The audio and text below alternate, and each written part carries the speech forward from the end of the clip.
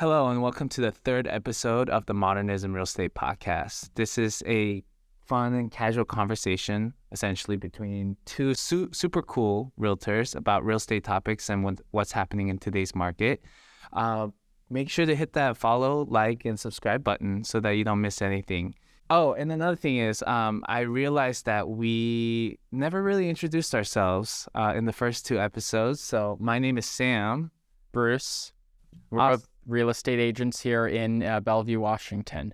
Awesome. And today we are joined by our good friend, Tucker Maxwell. Tucker, do you want to go ahead and introduce yourself real quick? Yep. Hi, everyone. I'm Tucker Maxwell with Guild Mortgage in Bellevue as well. So thanks for having me. Awesome. How long have you been a loan officer? I've been a loan officer for 6 years, and all of those 6 years with the same office at Guild Mortgage. Oh, nice. Can I ask how you got into being a loan officer? Yep. Yeah. So funny story. I got strong-armed into the industry by my wife.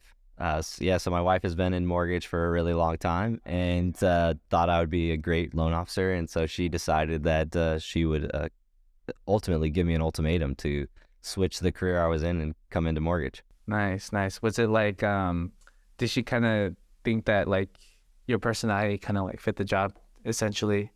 Yep. Yeah. I was in sales before. Mm-hmm. So ultimately originating loans is similar. And she just felt that I care about people and I would put that first. And she didn't see that as a commonality in the industry.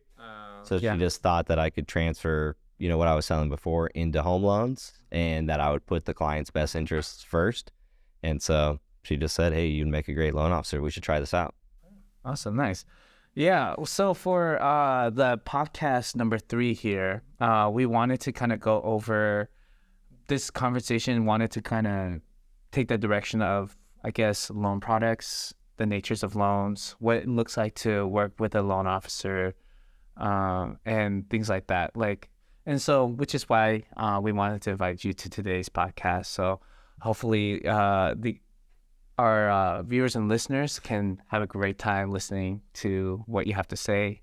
To start off, we'll go talk about like the natures of loans. Essentially, we know that there are like interest rates, terms. Is there anything else that you think that a client should take into perspective or take critical note of when they want to get into a loan for a home?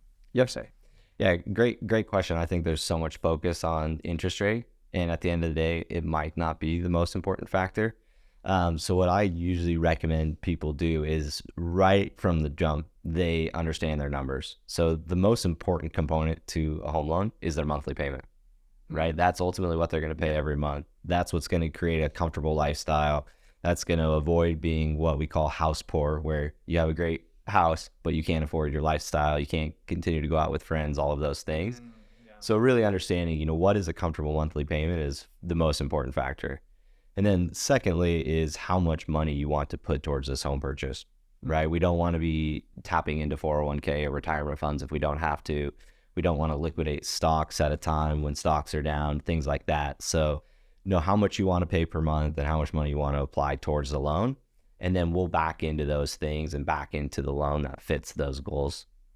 Gotcha. Now, can loan officers typically like offer like financial advice like that? Like, hey, don't dip into your 401k type of thing. Like if you see a client saying like, oh, I have the down payment, but I just need to dip into my 401k, do you kind of like advise against that, or is that like against the rules? No, another great question. So what we'll do is we'll typically ask them if they have a financial advisor and make sure that they're vetting that through their financial advisor. But a great loan officer is going to make sure that we're not just trying to get that transaction done, but we have the long-term interests in mind. So we're going to talk to them about that. It's not necessarily a terrible thing to do a 401k loan to buy a home, especially if, home prices are going up. And if we're having to save for a down payment, the longer it takes us to save, the higher the home price goes. So it may be advantageous to dip into a 401k, do a little mini loan to yourself to buy today at today's price and then pay yourself back. So it just depends on the individual situation, but we do want to make sure we're not giving tax advice or, financial advice that we're not legally allowed to do. Gotcha. Great question there. Yeah. Do you have a question? You look like you have a question. Yeah. Well, I'm just excited to have Tucker on because I always talk to my clients like, there is really a difference between lenders, and you want a lender that's like has both the breadth of knowledge and is also someone that is super competent on the process. So that's what I really like about Tucker. And that leading into a question, let me ask you how your process differs, because I know that your process it goes above and beyond. You go above and beyond in all respects. So tell me a little bit about your process and what you do for your clients above and beyond. Yep.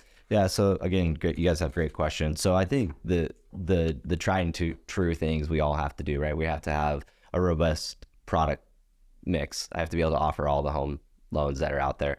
We have to close on time and in quick turnaround times. We have to communicate well, right? Those are the givens. But what I think really sets us apart is allowing our clients to make the most competitive offers out there to help them win in this market we're in, right? We don't want them to go under contract on their 5th or 6th most favorite home after making 5 failed offers. So what we do is we allow clients to make really competitive offers by removing the contingencies without taking on risks. So as you two know, there's common contingencies in a contract: financing, appraisal, all of those things. Yeah. What we try to do is we fully underwrite all of our clients up front, and then we guarantee their earnest money. We give them the confidence that they can waive financing without the buyer taking on all that risk. And I think that's where we differ from other lenders, is other lenders say, hey, Sam, if you want to do that, good luck to you. What we're saying is, say, Sam, we're going to walk that with you. And if we made a mistake in underwriting, we're going to guarantee a portion of your earnest money if you go beyond our limits. So that way, if you put your confidence in us in that pre-approval letter and we made a mistake, we're going to own that mistake and reimburse you for lost earnest money or moving costs. Yeah. Now that you mentioned that, I actually never thought about that. Like, I didn't know that. I knew that the real estate agents would be able to lead these clients and kind of help them win these offers, essentially, by having a strategy. But I didn't know that loan officers had also that strategy by it seems more in the financial aspect of strategies to have a competitive offer for their clients. Is there other strategies beyond that too, or is it mainly just the financing portions of an offer? Yeah. So kind of 2 answers to that. One, I want to kind of go back to what's important for a lender to do is have a conversation with the buyer about those contingencies that are in the financial lane, right? Yeah. If the first time they hear of a finance contingency is from the two of you, and then they have to call me and say, hey, Bruce or Sam is asking me what I should do with the finance contingency. What do you think I should do? Now we're losing time. So at the pre-approval meeting, I'm saying, hey, there are some contingencies that are in the purchase and sale agreement. Let's go through the ones that are on our side. So finance and appraisal.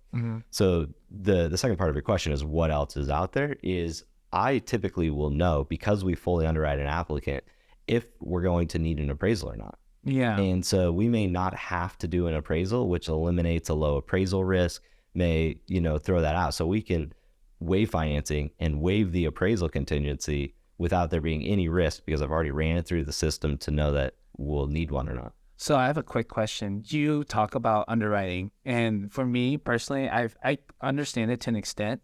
I would assume that most people would not know what underwriting means. Can you give in layman's terms of what underwriting is and what that looks like? Yep.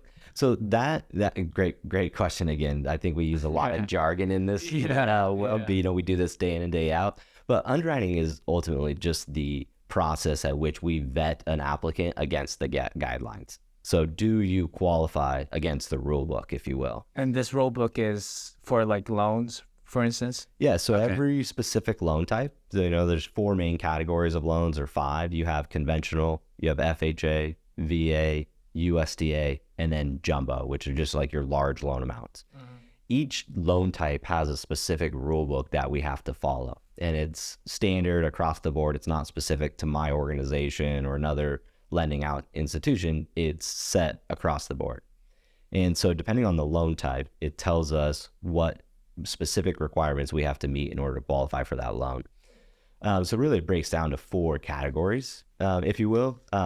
First is going to be debt to income ratio, or to put it in kind of more basic terms, it's the spread between how much money you make and how much money you pay out in bills every month. Okay. And we can only use a certain portion of your income on your bills. So yeah, and so that's one of the criterias. Actually, I wanted to ask this question before we continue any further. So let's say like you have a client that's renting out an apartment. Does the cost of the apartment also account for debt to income, or would they take that out and then kind of, because they would be getting into a home? Like, Yep. Yeah. We would remove that payment because, okay, gotcha. especially if they're going to be utilizing a primary resident home loan, is, for it to qualify for a primary residence or the home you're living in, you have to occupy that property within 60 days. So we're assuming that they're going to break that lease, or that lease is going to end and they'll no longer have that payment. Yeah. But we are going to count the new home loan payment in their ratio. Yeah. So essentially, Replace it. yeah. So essentially, if the apartment was just the same price as what their home mortgage would have been, they would have no issues. Yeah. I mean, that should tell us that they're comfortable at that payment amount. Okay. Gotcha. Right. Nice. So going back to the question, that's, a really key question that I asked them is, how much are you paying now? Are you comfortable? Are you being stretched? What is that feeling today? Right. Yeah. And then are we increasing that, monthly expenditure, or are we keeping it in the same ballpark? Gotcha. The other factors, so ratio of income to debts is first. The second criteria we look at in this underwriting process would be down payment, or how much money do they have to put towards the purchase, because that's going to tell us kind of ultimately what they qualify for as well. Yeah, down payment is probably the one thing that most people, well, I don't want to speak for most of the people here, but like I'm 27 pushing 28, and I would think that most people around my age have a difficulty time getting around that.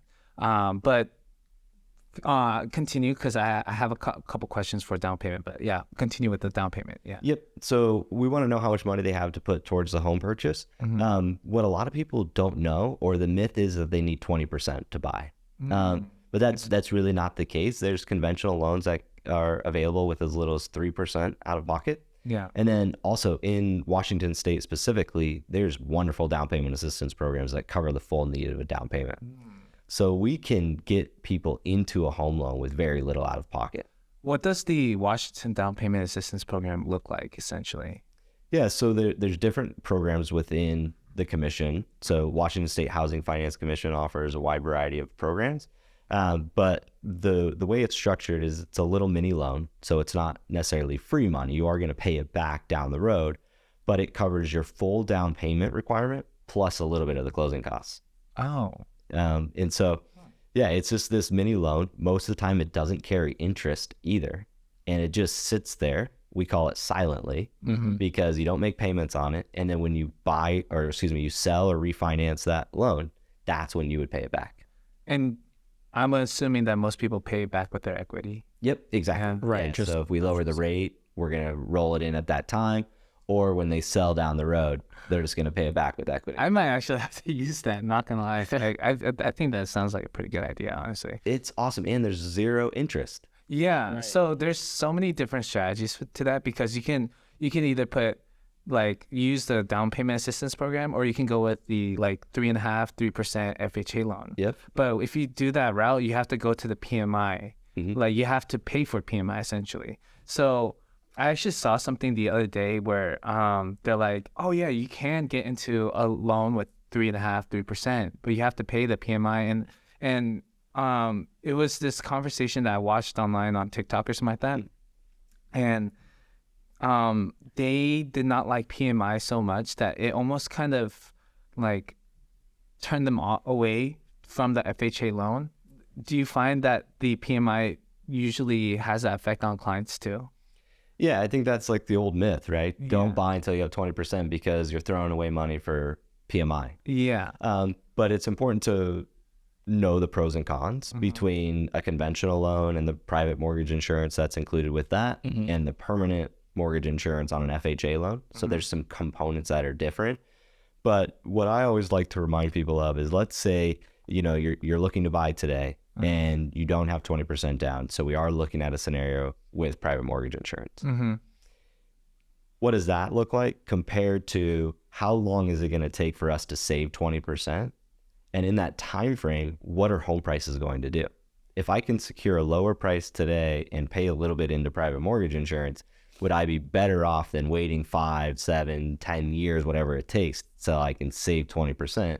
What is the home price going to do in that time frame? Yeah. Right? You're probably going to pay a lot more for the home. Right. Yeah. So you might have been better off buying with by waiting, they're probably digging themselves a deeper hole because, homes only appreciate over time. So exactly. And it's a moving target now. Yeah. Right. Definitely. And I think, because what is it? I mean, say if you're buying a $500,000 house, is it like $200 a month for private mortgage or something like that? But that number is like, wow, that's a lot. I don't want to pay I think that's the thinking around. Yeah. I feel like they're throwing that money away. Right? You don't get it back necessarily. So, but PMI that's PMI through PMI. Yeah. Okay. Exactly. So for our listeners out there, PMI is premium mortgage insurance, correct? Yeah. Private mortgage. Or private. Private mortgage insurance feels like a premium sometimes. It is an insurance premium. Yeah.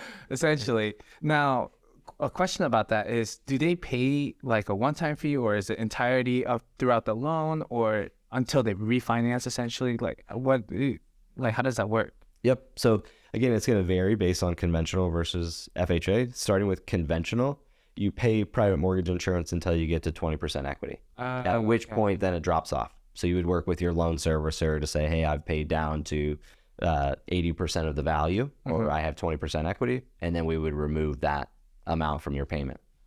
On FHA, it's an upfront premium that is rolled into your loan amount most often. So it's financed in. It can be paid cash, but most people just roll it into their loan plus a monthly portion. So it's split in half. So you're paying like half your principal and half the PMI monthly. Okay. Yeah. So a good loan officer is going to position both and let the consumer choose and show them the pros and cons of both. The one thing about conventional private mortgage insurance is it's risk-based. So if you have two borrowers with great credit profiles, that premium amount is going to be much less than it would be for somebody with worse credit profile. And on FHA, it's just standard across the board for everybody. And so somebody with great credit, it may not be advantageous to go FHA. Gotcha. So, but again, we want to outline all of those options and let them make a decision based on what makes specific sense for them. Yeah, definitely. And then also going back to their monthly payment goal, there's going to be a difference in payment, conventional versus FHA. Which one gets us closer to that monthly payment goal? I see. Gotcha.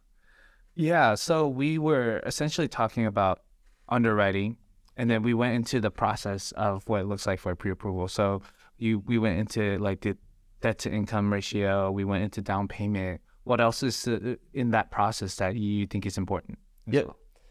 Next is employment and income. So we want to verify that this person's held steady employment for 2 years.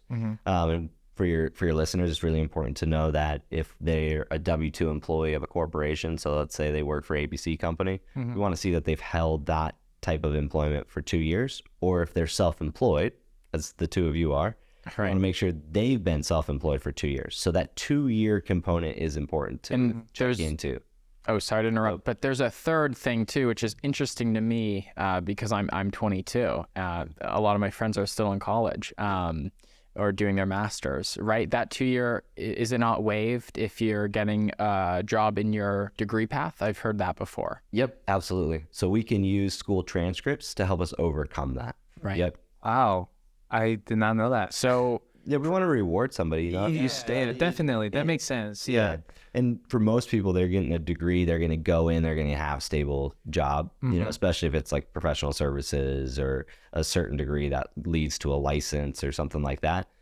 They're most likely going to have steady income. So we just show that they've, you know, completed or been in some type of education program, and then use whatever history they have in their job to get us to a 24-month history. So if I'm like, you know, getting my engineering degree, I got a bachelor's, I go and I get an $80,000 job, you know, offer letter. Once I get that letter, can I then use $80,000 as income for a lender, basically? Yep. So we're going to use that offer letter for pre-approval. We are going to want to see that you started. Yeah. So we're going to double check that on the first day of your employment you showed up. Right, not just have the letter. Yeah, exactly. And then we're also going to want the first pay stub, just to make sure that, you know, you didn't get cold feet and just get the letter to get the house. Yeah. And that's kind of, I don't know anyone that would want to do that, because that'd be like setting up yourself for failure, you know? Like, you saying that you would pretty much get paid 80,000. I guess you're like, you have some sort of other thing that you want to do, some other income. they're still going to be on the hook for the payment. So Right. You got to think about that. Yeah. Back to the question too. So for income and employment, the 2-year history shows us that there's a historical, like a history of that, which helps us to determine if it's likely to continue. So that's with employment and income, we're looking at, was there a history of it and is it likely to continue? So 2 components to it to make sure that we're qualifying them off of income that is likely to continue moving forward as they're in this loan term. Gotcha. You verifying their income essentially in 2 years at the job, right? So let's say someone is working 2 years at a job and they decide to get a loan, and then once they get the home, they quit their job. What happens then? Does that change the term, or does that change in any way of I don't know. Yeah. Because we verify them off of income that they no longer have. Yeah. Yeah. So another great question. So technically speaking, we verify all that up front. Once they sign loan documents and we fund that loan, what they do there forward is completely up to them. And we're not re-verifying income and employment after they have the loan. Because they've closed on the home. Yeah. You can't live there anymore, you know? Right. Not like, 6 months later, you know, we saw you lost your job. We're so typically going to find out once they start missing payments. Right. There's an incentive for them if they miss, right? So hopefully they have some savings and they can weather that time between jobs. But there's some motivation for them to get another job because that payment's going to come due. Right. Yeah. So no, that's typical. You know, people move from one job to the next, or maybe they didn't like what they were the field they were in and they transition. But the debt obligation still has to be fulfilled. So once they close the loan, we're really just monitoring payments. I guess it just sounds more like a risk to them, essentially. Correct. Okay, gotcha. Yeah. Gotcha. So there was DTI ratio, debt to income ratio. There was down payment, income, employment, income and employment, and then was there another one? Yeah. So the elephant in the room, credit. So credit reports. So the one that most people are most afraid of. We're gonna pull a credit report and we're gonna see what their credit score is. So that's the first component to it, is we have to meet a certain credit score threshold in order to even be qualified. And then we're also going to look what does that credit report entail? You know, are they making payments on time? How many trade lines do they have, or do they have other trade lines? So trade lines. Oh, okay. Card payments, credit card payments, medical bills, student loans, things like that. And we're going to see what their payment history is within that report. That also is going to tell us what credit accounts we have to count in their debt to income ratio. So in that spread between their income and their bills, we're going to verify their bills or their monthly payments off of what's being reported to the credit bureaus. So let's say an individual has a credit card and they use it every month and they pay it off in full sometimes, and other months they don't. We're not going to use the full balance that they owe in their ratio. We're just going to use the required or the monthly payment minimum that they have to pay. So on a credit card, let's say the required monthly payment is only $25, but they owe $9,000. We're only going to count the $25 against that. So that's why we use the credit report to not only verify the score, but also it helps us dial in the ratio between their income and their debts. Okay. Right, just the payments. So I got to ask you, how accurate is Credit Karma? Like, I got the app on my phone. I'm checking my score. I'm always going back and forth with my friends. Hey, my score is higher than yours this week. How accurate is that? Is it, because I know it's not a hard credit check. Is it actually accurate? Yeah. So, I don't want to talk specifically about Credit Karma, but there's a lot of credit reporting agencies that give consumer information. Yeah, third party would be your bank, credit union, Credit Karma. There's a bunch of them out there, and they're fairly accurate. However, they are incentivized by the credit card companies, so it's in their best interest, or in Visa or MasterCard or these companies' best interest, to say, Bruce, you have a great credit score, you should use debt, right? We have to remember that there is an incentive to them to show you a positive score. So what I tell people is, one, it's great to monitor your score on there, because you're going to see if there's any fraudulent activity. If you see your score drop and you're like, hey, I didn't do anything out of the ordinary this month, I made all my payments on time, I didn't take out new debt, but my score dropped, hey, that might clue us into, hey, there might have been a fraudulent activity on your credit profile. So that's one thing I think is really important. The other thing is, we talked about the minimum credit score threshold. Yeah. If Credit Karma is telling you you're not quite to what I need to qualify for a home loan, maybe I don't do a hard inquiry and ding your credit when we already know we're not quite there. So we can do some credit improvement. We can work on credit scores using those scores before actually doing a hard inquiry into your account. Just as a guide to help you monitor your behavior. And Yep. okay. But once we do pull credit, what I normally notice is that the score that I pull is usually a few points below what's being reported to the consumer. Interesting. So, and that could be for a variety of reasons. I don't think it's because they're using a inferior credit modeling or anything like that. Yeah. It's just, when we pull credit from a home loan perspective, we put emphasis on your mortgage history. And if you're a first-time home buyer, you don't have mortgage history. Mm-hmm. So you're not going to get that score boost. And then for other people that are moving up, if they have on-time mortgage payments, they might have a higher score, because we're weighting it more heavily on those home loan scores, because that's what we're writing, right? We're going to loan you hundreds of thousands of dollars to buy a home. We know that people protect their home before other bills. You might miss a credit card bill, but you're going to make sure that mortgage is paid so that you have your dwelling, your home secured. As a loan officer, do you have any advice for people who are looking to get into homes to increase their credit? Like, do you have, what does that advice look like?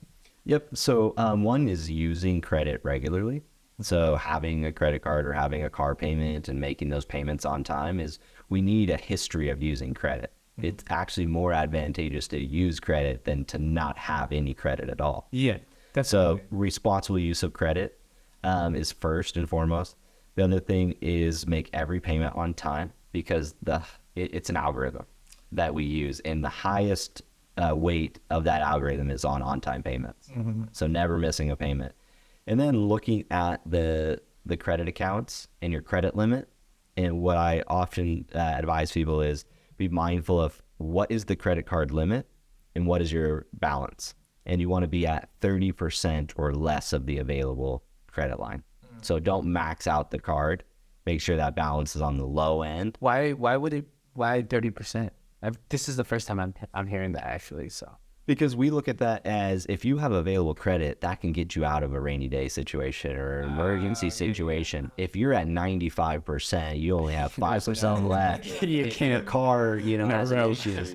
You might be in trouble. Yeah. You want to see that because credit cards, often aren't used. They're there for these emergency situations. And so we want to see that there's room to use it. Almost like a healthy habit of spending, rather than like a very unhealthy habit. Totally. Yeah. Okay. So it could make more sense to have two cards with very low balances than one card maxed out. Yeah. I typically, when I use my credit card, I know that by the end of the month, I can pay the full amount. Right. Like that. And I don't leave any remaining balance. Yeah. And that's one thing. Just like, don't just make the monthly payment. From my point of view, I'm like, the interest, it's like 25%. Exactly. You're paying it off in full every month. I think optimally, this is what you want to do. Yeah. And what's crazy is, you need credit in this, in the United States. You need, there's just no way that you can live without it. Yep. And I know some people that don't have credit, which is crazy to me. No card or anything. They don't have a credit card. They just have a debit card. And I'm just like, dude. Right. If you have no credit at all, if you never had a credit card or anything, any kind of loan, is there a way for you to be able to get a mortgage? We have to develop a score. So Well, let me back up. So we have programs, at Guild Mortgage that we can build a credit profile for somebody that doesn't have a score. Okay. So we do have a program that's unique that we can start to help them with that. But traditionally, we're going to have to build a score. So we're going to have to go out and get a secured credit card where you give the bank $500 and they give you a credit line of $500, right? There's no risk to them because they're holding your money. So you just have, you just use that. Get the credit over time where they say, Right. hey, Bruce, you've had this secure card, you've been using it and paying it off, you've been doing good, we're going to extend more credit to you. And over time, that's going to produce a score. The other thing we can do is have family members put you on as an authorized user. So now you get some points that way. But we kind of have to build a score. There's no way around it. Yeah. Exactly. I see. Interesting. So that was, I'm going to reiterate one more time here. That was the debt to income ratio, the down payment, the credit, the income, and your job. Is that what the process looks like, or is there more to it, or is that what that is? Yeah. So what we do is collect an application. That's going to tell us some of these details. You're going to tell us who you are, where you live, where you work, the pertinent information that we need in order to build out an application. Yeah. And then we're going to request supporting documents that support the answers. So we don't necessarily just take your word for it anymore. So we're going to collect. That's what created the housing crisis in 2008. So we'll talk about The Big Short. But ultimately, before that, we just would say, hey, Sam, Bruce, how much do you make? Great. And you'd write it down and move forward. No. Whether you could afford the house or not. Yeah. Today, we have to collect the supporting documents that go with those answers. So if you tell us you work at, ABC Corporation, for instance, we're going to collect pay stubs that show that you've been paid by ABC Corporation. We're going to collect W-2s, tax returns, bank statements. We're going to verify everything in the application to make sure that it's legitimate. And that's what we're going to use, the application, the credit report, and those supporting documents to submit through the formalized process of checking you against the guidelines, which is the underwriting process. Yeah. So that's our way of checking, double checking, and then officially issuing a pre-approval because we've done our homework and we know that this person does in fact qualify for the home loan that they're trying to buy with. I'm assuming this is standard procedure for all loan officers and all mortgage brokerages, correct? Yep. So a majority of home loans, the funds for those loans come from the same institution. So you've heard about Fannie Mae, Freddie Mac, these institutions. So as home loan providers, we get our loans from the same organizations. Okay. They're the ones that set the guidelines. And so therefore we have to follow the same rules across the board. The application is exactly the same. The government, again, after 2008, and when we crashed the world economy by writing bad loans, they realized the loan needs to be uniform. Gotcha. And so there's one application that we all use, no matter if you're at a bank, a credit union, a mortgage company.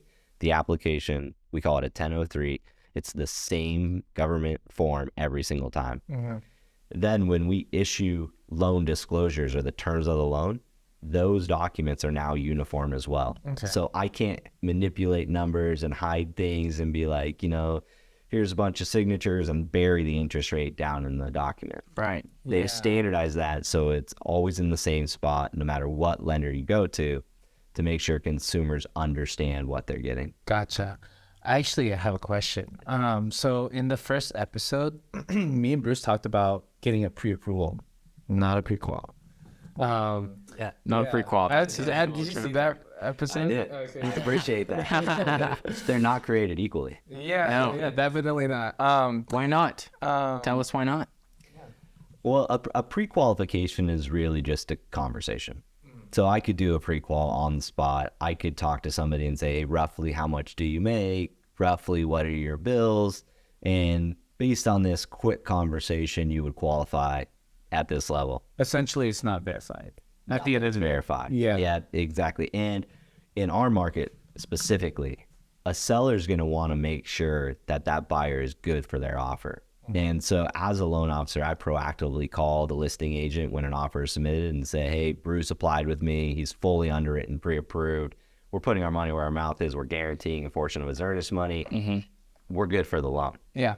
They're going to want to make sure of that before accepting the offer taking the property off the market, going in a pending status, only to find out Bruce wasn't actually pre-approved, and now we're back on the market.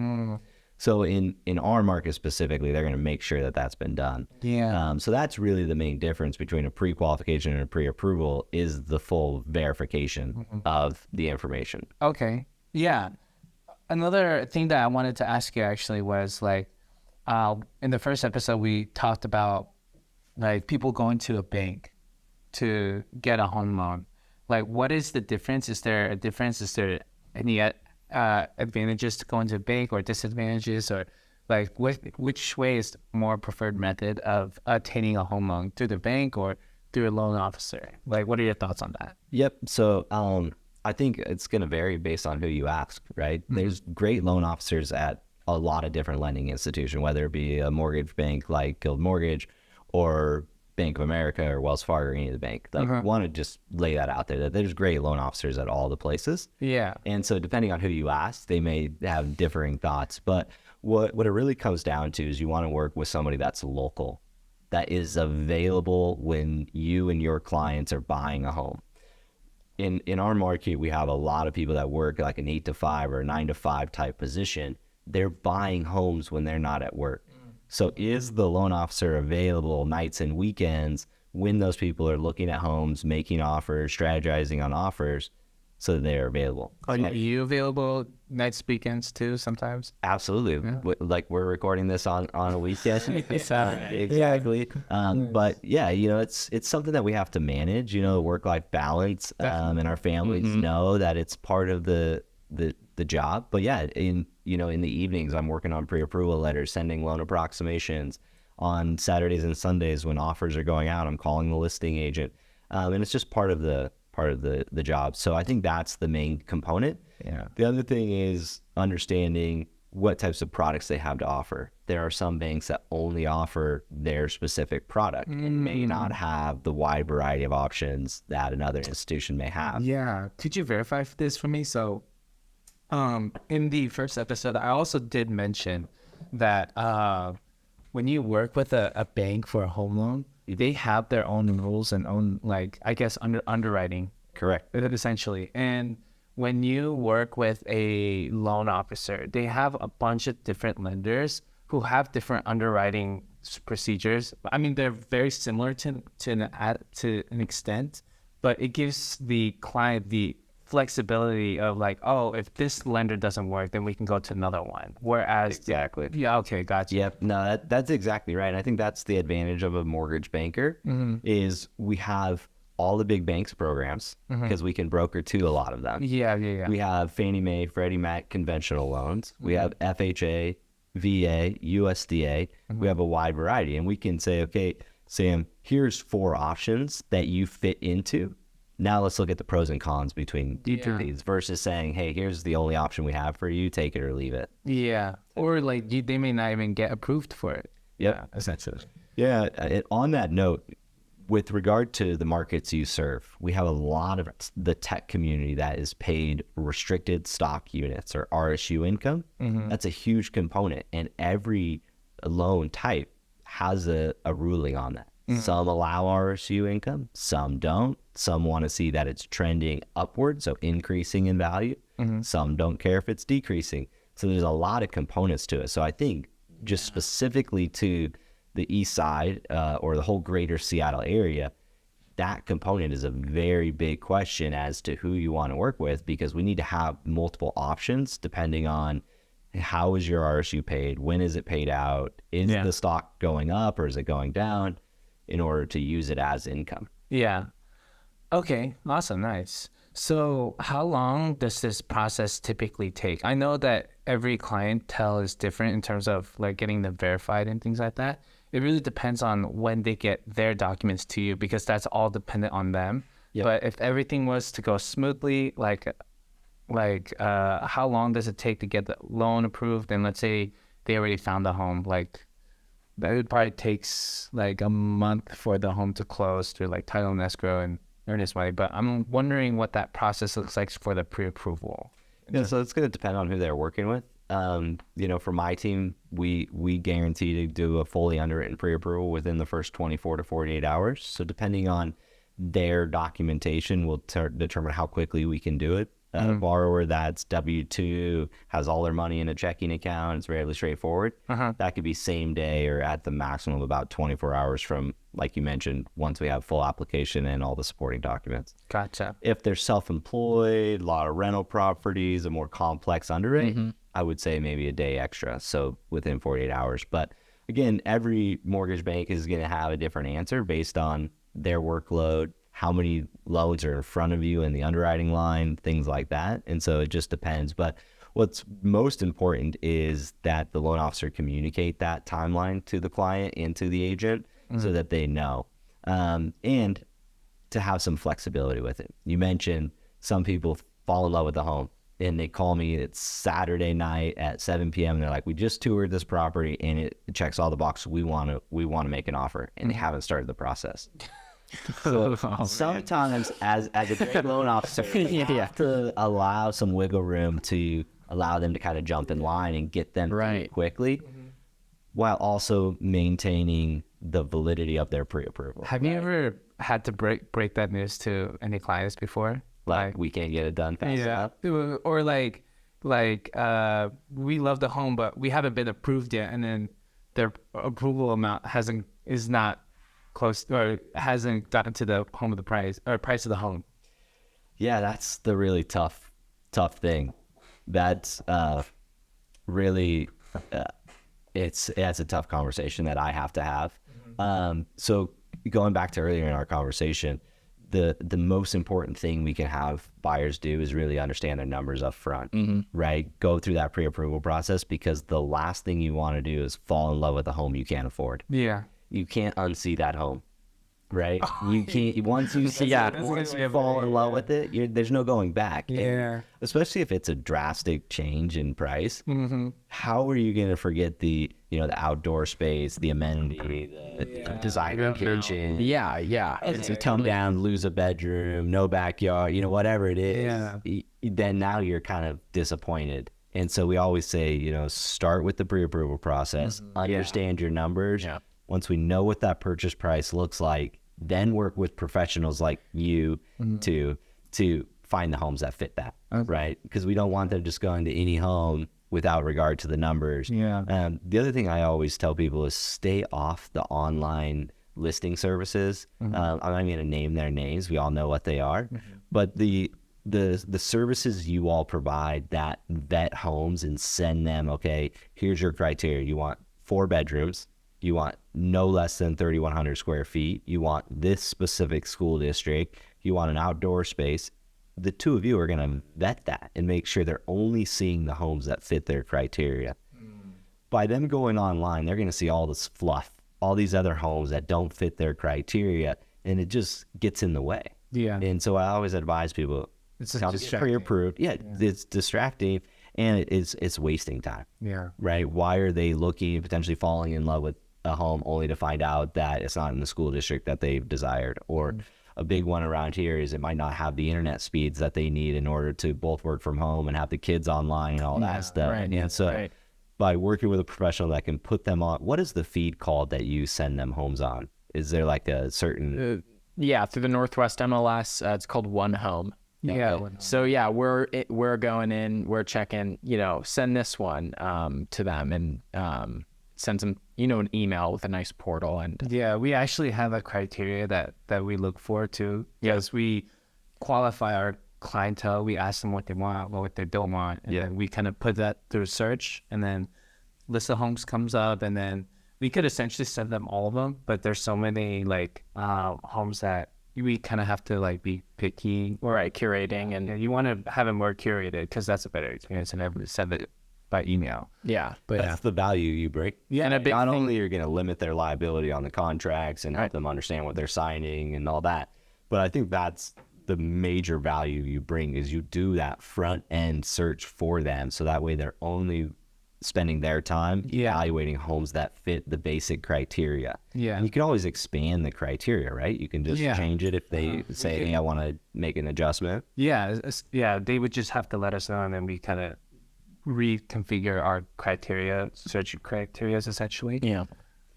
So I think for listeners, the key component is work with a professional. Don't try to do it on your own through those online search engines. Yeah, you definitely get like you're not. Yeah, I think the value that they're adding there is time. I think that's the biggest commodity in this life too. Like they can search all on those other sites as well, but it wouldn't be a curated search. Nor, well, I can't really speak for, and some of them don't even have, like they don't have an agent. So like Bruce was talking about how like he could figure out like if it has any zoning, like potential zoning for like an ADU or a DADU, which is like an additional dwelling unit.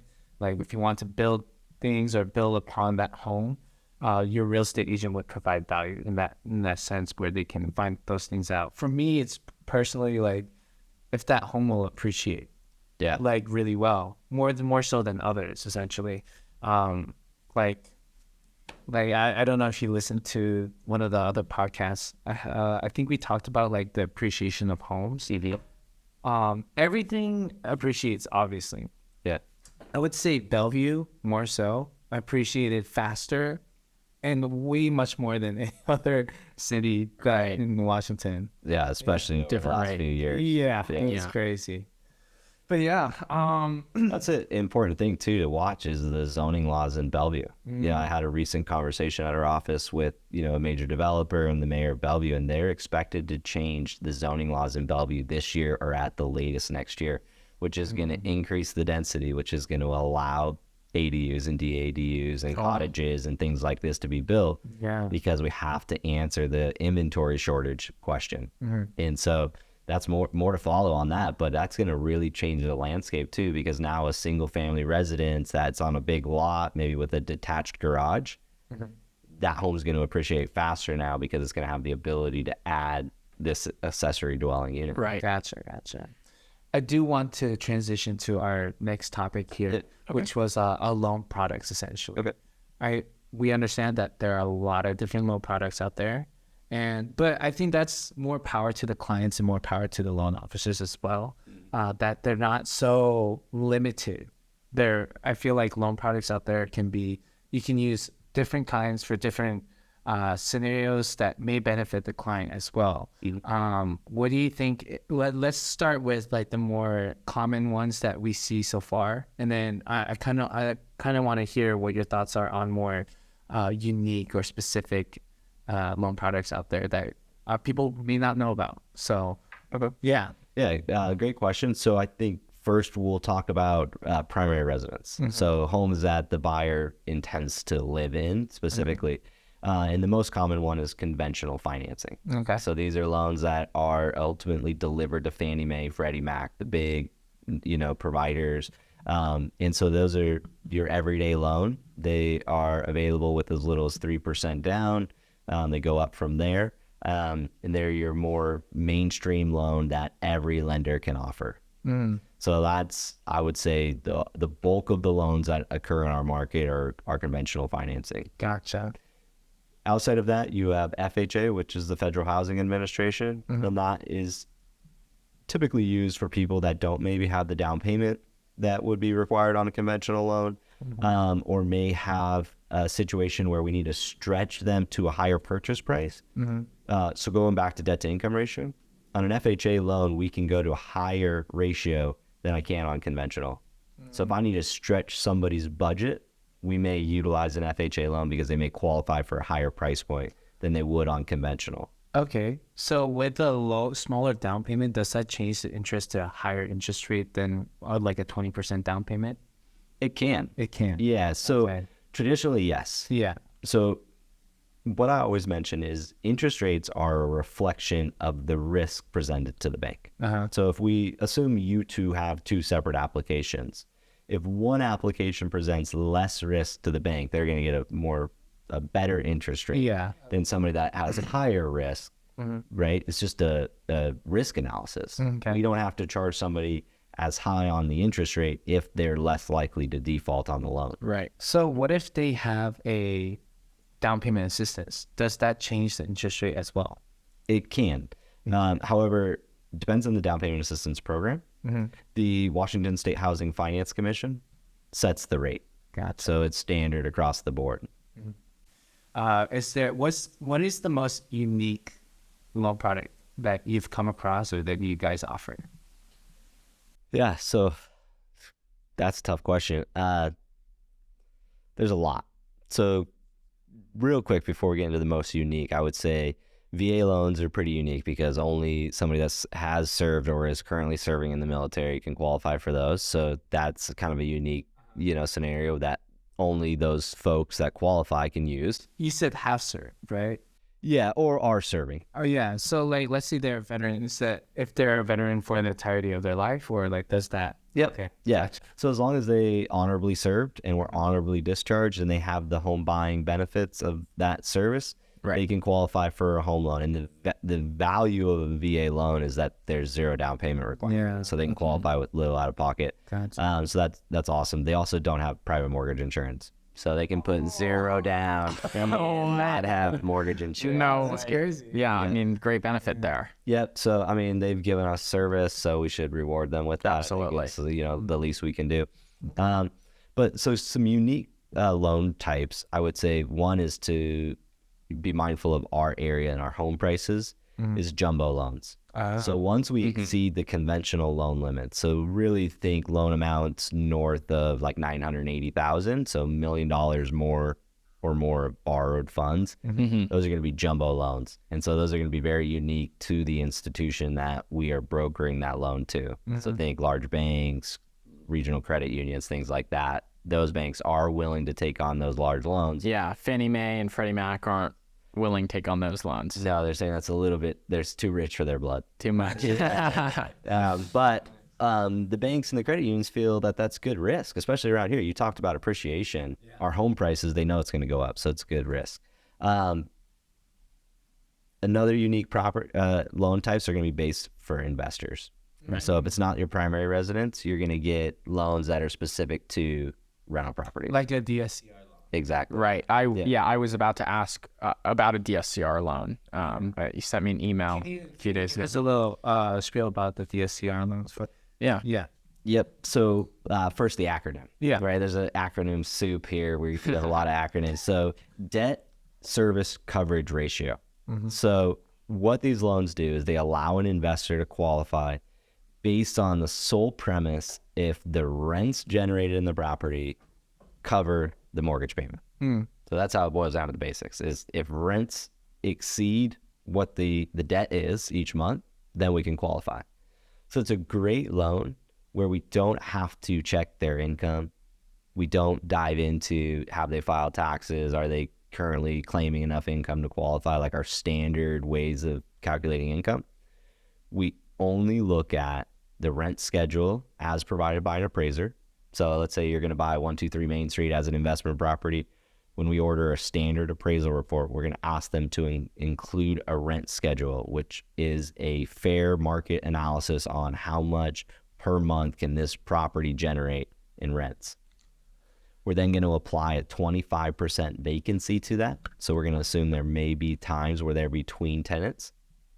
And as long as the rents outweigh the mortgage payment, they would qualify. So you said a 25% vacancy. Could that 25% vacancy be used for like a primary resident, being the primary resident? Well, we don't, we're not wondering if they're going to be there. We don't want to qualify somebody at such a tight qualification that doesn't take into consideration they may need to carry this payment for a few months. Like if you don't have a tenant in there. Gotcha. Exactly. Right. Okay. Yeah. So, but it's a really cool loan. They typically require a pretty big down payment, right? Especially with interest rates being higher, the payment has to be less than the rent. So what does the down payment essentially look like? You're for sure looking at no less than 20 and probably somewhere between 20 and 40%. Just depends. It depends on the price of the property and the available rents in the area. Right. So in a higher priced area that can rent super high, maybe a lower a down payment requirement. And that's big too, especially here on the east side. It's all, risk and rate, they're all interrelated. So Bellevue's super safe, area for property values. So the the amount that you get or the cap rate on the property is low. Sometimes, and I've talked to a lot of, people that, maybe it's a $900,000 house, but, if they were to get like a 5% loan on it, then it just wouldn't cash flow. Right. So they're, the strategy there is to just put more percent down. So at least it cash flows, a few $100 a month. Yep. Exactly. So it's a valid investment. Yep. And that's the whole component to DSCR loans. Yeah. Is the cash flow. That is what we're evaluating. And if it cash flows, you qualify. And that's really the only component that we use for qualifications. So to give a little context to our listeners, DSCR loans are typically more for investors. It's investment properties only. Investment properties. Not for a primary residence. Yeah. So, and then when they talk about like cash flow, cash flow is like your monthly income from that your investment property is generating on a monthly basis, correct? Right. Yep. Yeah. So we refer to it as the net operating income. So rents received compared to the full PITI payment. So principal, interest, taxes, and insurance on the property. Does the rents cash flow or create net operating income that would flow through to their tax return showing income on the property? Can I ask you if the DSCR loan is most popular for investments?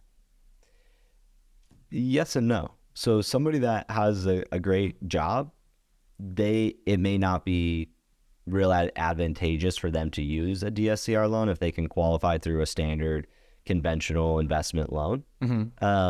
But for specifically your investors that they don't want us to look at tax returns, they don't want us to do a debt to income ratio analysis, that's who this loan is really for. These are for investors that want to just solely qualify off of, does this property cash flow, and that's it. So it's for your investor clients that don't necessarily report a lot of income. Yeah. So one question I'm curious about, is it that you could use this type of loan to purchase your next investment property? Or if you have an investment property already, does that ratio cover your mortgage? Does it cancel out does it either cancel out like your properties that you already have, or do you use it to buy your next property? Say, oh, well, we don't have to look at anything here because this property cash flows X amount based upon the appraiser's rent analysis. Does it work both ways? Yes and no. The advantage to this loan is we're not going to look at those other properties. Right. So let's say you have 5 properties and some of them are cash flowing, some of them aren't, or most of them in around here, they are cash flowing, but you may not have told the IRS that they cash flowed, right? You wrote off all the expense, or you showed that they just barely cash flowed. Yeah. You wrote off your interest, you wrote off all of the things. So I can't give legal tax advice, but they use the tax return to write off expenses. That may impact their debt to income ratio. If they're showing losses, we're going to hit them with those payments in their ratios. And so they may not be able to qualify based on how they filed taxes on those previous 5 properties. Yeah. So this allows them to buy that 6th property solely based on, does this one individual home cash flow? I see. We went from like first time home buyer, what's going on, how do I buy a house, to like we got 6 properties going. I gotcha. That's the goal. We want to help people move up. So you start in the first time home buyer, and then you become an eventual investor and have the cash flowing properties for more residual income. I guess I do want to include some other parts of the possible audience. Yeah. I know that there are definitely loans. I spoke to another loan officer, which I mentioned to you earlier this week, but loans for influencers. Yeah. So again, big component is, how do we verify that income? Yeah. Are they getting YouTube ad dollars? Are they getting TikTok, income, OnlyFans, whatever it is? We just have to be able to verify it and show the historical data. So do we have 2 years history of this type of income? Is it being reported through their taxes? Then we can use it. So it's looked at no differently than the commissions generated on a real estate sale that real estate agents claim. So it's more like an entrepreneurial, like self-employment type of approach for the underwriting process. Yeah, absolutely. So for influencers, they're getting 1099s for that income. Which 1099s for your audience is that official government document that these businesses issue that show that they paid this individual revenue. And then it's up to that influencer to report that 1099 income on their tax returns. Okay. It's up to them as a self-employed entrepreneur. So then we would ask for their tax returns to show, how much of that income did they claim? How much did they write off? Same kind of, like as expenses and things like that. Yeah. And the tax returns are really going to come into play there, because we're not going to necessarily just qualify them off of how much money they're generating each month. We're going to see, how much of that income are they actually flowing through on their tax returns. And so it's really important for the audience to know, if you are an influencer, if you are self-employed, we verify you off of what you tell the IRS. Okay. So just keep that in mind. A lot of self-employed and influencers may want to write off expenses to limit their tax exposure, which is great. There are opportunities to do that. And if you work with a tax advisor, they're going to walk you through what's legal and all that. But when buying a home, we go off of whatever you told the IRS, not necessarily what you think you make each month and, how well you're doing right there at that time. Gotcha. So if you're preparing to buy a house, try to claim as much income as possible so that we can qualify you for the most home, or at least the home you want to buy. And so as a mortgage loan officer, I do that kind of analysis for a lot of people, especially now, when we're recording this, it's tax season, right? So a lot of self-employed borrowers are sending me their proposed tax return and saying, hey, if I file it this way, how much home can I qualify for? Because we want to make adjustments before they file. Right. We don't want to use an amended tax return. So we use this front end to kind of fine tune the numbers and say, hey, if that's how much you're going to claim, this is what you qualify for. Gotcha. If you claim more, you'll qualify for more home. Okay. So I wanted to ask Tucker, for the consumer, are there any like myths about getting a loan, or are there any maybe fears that the average person would have?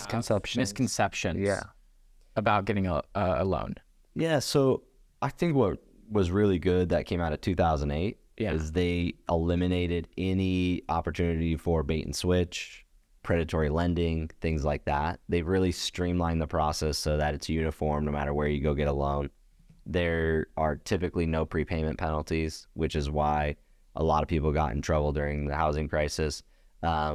Majority of our loans are 30-year fixed rate mortgages that don't have prepayment penalties. So we're writing good loans and we're verifying that somebody can qualify it. So we're vetting the buyer. We're writing a good, solid loan that doesn't have surprises, which is usually going to lead to success in a home buying situation. So I think that's kind of what's good. It's eliminated all these opportunities for myths or misconceptions, but also starting the process out with a professional, cool real estate agent like the two of you, and a local lender that they can trust. Like you? Yeah, exactly. That's going to help them have a successful and a stress-free home buying experience. And so taking the time up front to understand that those components are really important, build your team, stick with your team throughout the process. I find a lot of people start with interest rate and they're so concerned with getting the lowest number. And sometimes that's where they get into trouble, because maybe they don't fully understand that, it has a lower interest rate, but it's a 15-year loan and not a 30-year loan. So the payment way exceeds their monthly payment goal. Or, they went with an online discount lender and they can't ultimately get them to the finish line and the loan falls apart. So build your team, rely on them, and that should lead to a successful home buying journey. Gotcha. I do have one other question as well. Like when it comes to a loan officer, obviously there are a lot of great loan officers out there. What do you think, in your opinion, is differentiates a very good loan officer to a very competent one to an incompetent loan officer? What are those traits that these clients should be, or these buyers, sellers should be looking for essentially? Yeah. So 2 components. One, I think trust, and that you feel that this loan officer has your long-term best interests at mind, right? This isn't a one-time transaction. What we talk about a lot at Guild Mortgage is we want to create clients for life. So it's not just this transaction. It's not just the future refinance. It's what is your long-term goals, and how do we help you with home loan products throughout your entire life? So essentially you want them to, once they get their home, you want them to be like, oh, Tucker helped me last time, I want to go back to him. Right. Same idea with real estate agents essentially too. Yeah. And we service our loans as well. So right now I'm getting a lot of questions around, my taxes are going up. What is that going to do to my payment? And by servicing their loan, collecting those payments, I can look into their loan and see that. So not only are we helping them close that loan, but we are the customer service arm for the life of them making payments on that loan. Gotcha. So that's really important. The other thing I think is a huge component to a competent loan officer or a good loan officer is one that is willing to be a student of the industry. Loan guidelines change almost daily. Wow. Interest rates change by the minute. The client situation changes. Every client is different, and so a sign of a good lender is going to be, hey, Sam, Bruce, that's a great question. Loan guidelines change. Before I answer, I'm going to go verify the answer versus just throwing an answer out there and hoping I'm right. Oh, it should be like this. Or it was this way yesterday, so I'm just going to assume. Or if I don't really know, I'm just going to fake it till I make it, right? So I know learn and and to be willing and humble enough to say, hey, that's a great question. Let me verify it based on current guidelines. Okay, yeah. So one thing is there is a very busy market too. And so interest rates, like you said, are changing on the daily, by the minute, things like that, right?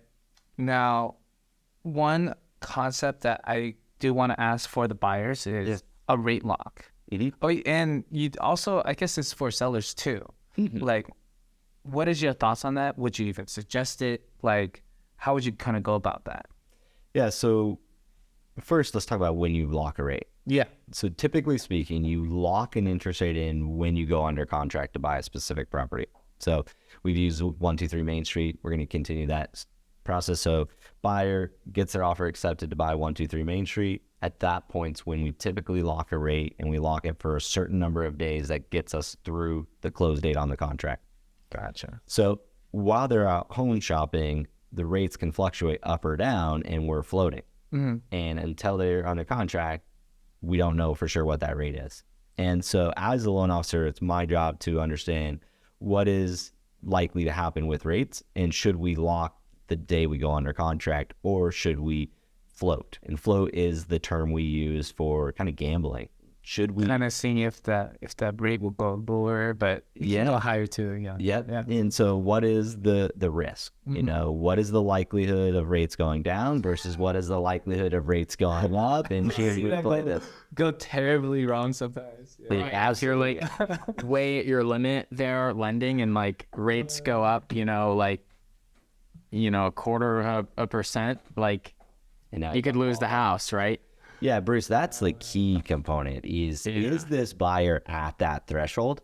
If so, let's lock at a rate that we know they guarantee qualify at, right? And let's not play the game. But if they have a lot of room and they're more risk tolerant and they want to play the game. We're living on more exciting days today. Right. And I'm going to put that on them and say, hey, here's the pros and cons. What would you like to do? Yeah. So that's kind of the component to locking a rate. We have a kind of a unique program right now. We were seeing that sellers were having a little bit of trouble selling their home in our market while interest rates were climbing. Buyers were getting cold feet. They were wondering, hey, is this only temporary? We'll wait till rates come down. And so we were seeing homes stay on the market longer. Now, check the stats. The market has changed and is continuing to change quickly. But we do allow a seller to lock in a rate too, which is really unique. Yeah. A seller could say, hey, the CPI data, the Consumer Price Index data is showing that inflation's going up, interest rates might be headed up.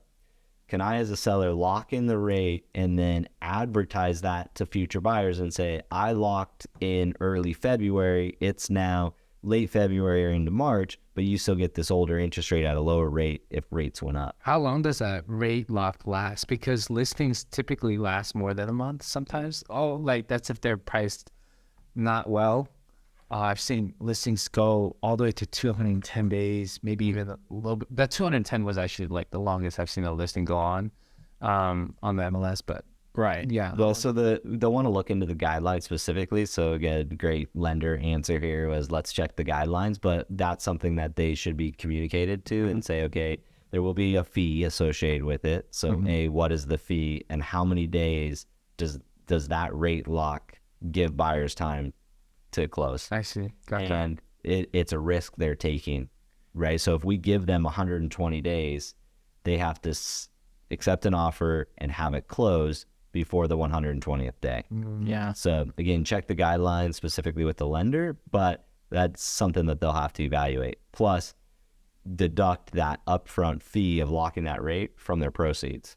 Okay. Right. I think it all wraps into that strategy. That what you just said, about homes and days on market, it made me think of really with my sellers. I ask them. I mean, there's a crude difference between pricing the home right and pricing it totally wrong. But within that range, I ask my sellers, well, what are your goals here? Do you want to sell it really fast, or are you more concerned with a value amount? Because if there's a specific number that falls within that range of what's acceptable for market value, that could be a little longer days on market. Or are you looking to just put the house in the market with a great price that gets in contract within the first week?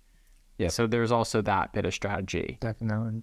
That's why they want to work with a professional.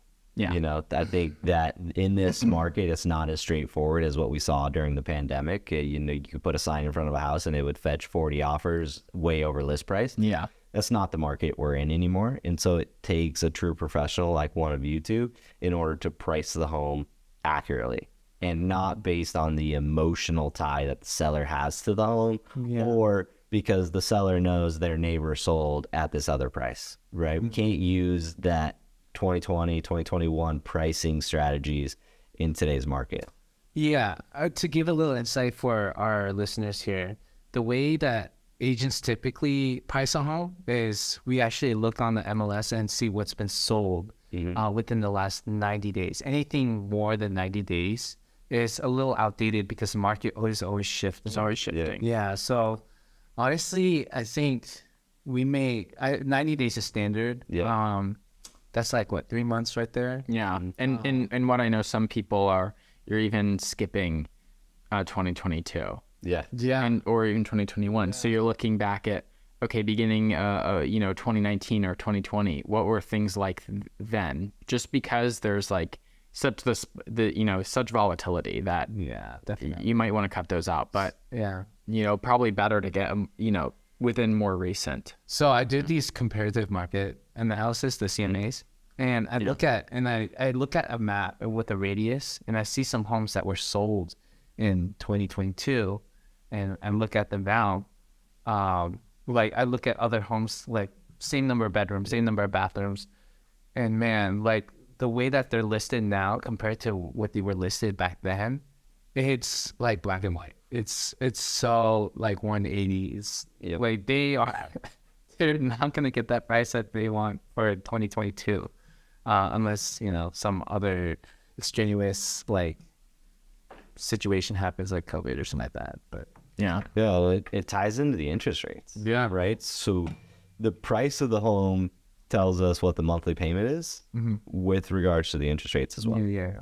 So when we were at 2.5% to 3.5% rate, a buyer's ability to purchase changes. Oh yeah. As compared to where we are now.